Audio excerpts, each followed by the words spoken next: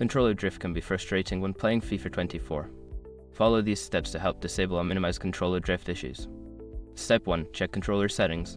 Go to the settings menu in FIFA 24 and navigate to the controller settings. Look for any options related to sensitivity or dead zones that can be adjusted to help reduce drift. Step 2. Update controller firmware. Ensure that your controller's firmware is up to date. Check the manufacturer's website or the console settings for any available updates that may fix drift issues.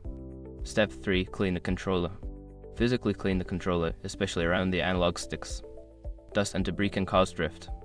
Use a soft cloth and isopropyl alcohol to gently clean around the sticks. Step 4. Adjust dead zones. In the game settings, adjust the dead zone settings for the analog sticks. Increasing the dead zone can help prevent unintentional movements caused by drift. Step 5. Test with another controller. If the problem persists, try using a different controller to see if the issue is with the controller itself. This can help determine if the drift is hardware related. By following these steps, you can minimize or eliminate controller drift in FIFA 24, enhancing your gaming experience.